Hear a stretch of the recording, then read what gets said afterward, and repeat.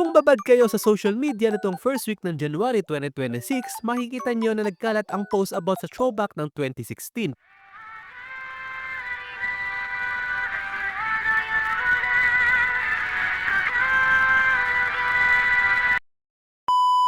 Pero let's go rewind pa even further and silipin natin yung 2006. Then ito pa natin pabalik naman sa 1996. Just a quick reminder na yung mga pinanganak ng 1996 dito ay soon magiging trentahin na. Yuck! Nina, what's up?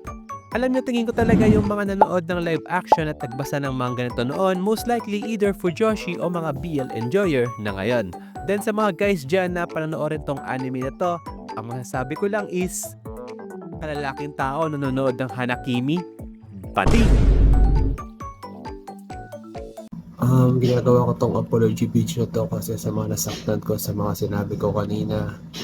Well, since na-mention ko na rin lang naman, pag-usapan na natin itong anime adaptation ng Hanakimi na for some reason, inabot ng 30 years bago nagkaroon ng anime. Sa mga nagbibilang dyan, lumabas ang original manga na to noon pang 1996. Then, a decade later, no 2006, lumabas naman ang first live-action adaptation nito from Taiwan na sinundan ng Japanese drama version na, personally, favorite ko. And lastly, K-drama version na may title na To the Beautiful You noong 2012. Fast forward ngayong 2026, finally nagkaroon na to ng anime adaptation which part ng lineup ng winter 2026. As for the story, since nabanggit ko na rin na noon pang 90s to ginawa, very straightforward ng kwento o plot nitong Hanakimi. Well, ganoon naman talaga back in the day na hindi ganun ka-complex na mga bagay-bagay. Where unlike ngayon, may mga plot yung mga ibang anime na mapapakamot ka sa ulo. Darating din ako sa'yo. Anyway, tungkol ito sa isang overly obsessed fangirl. Yes, yan ang perfect description para sa kanya na sa sobrang tindi ng pagka-fangirl niya sa isang athlete, nagpanggap siyang lalaki para makapasok sa isang all-boys school. Cute, diba? Lakas maka, love, make impossible, possible.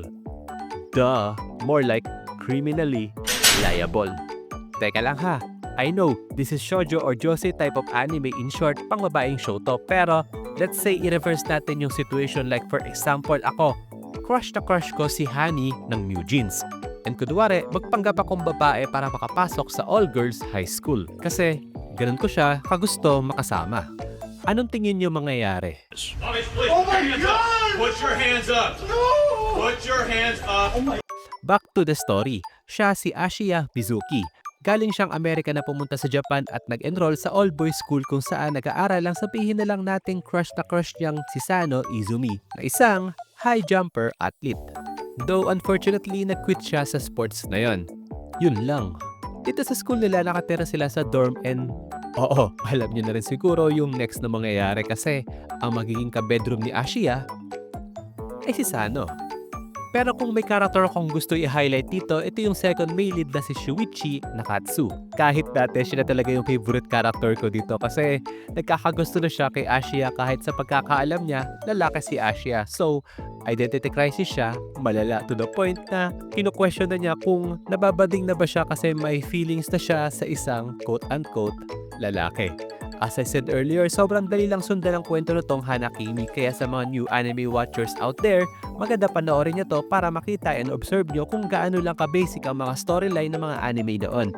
Yet kayang pahabain ng hindi pilit dahil may substance which parang wala sa mga ibang romance anime ngayon. Nowadays kasi nasa title na nila yung plot and episode 1 pa lang na-execute na nila yung premise at uulit-ulitin lang nila yon sa buong season. Overall, solid pa rin tong Hanakimi and kahit medyo dated na siya, pero at least sinubukan nilang i-modernize itong anime like may smartphone saka iPad na.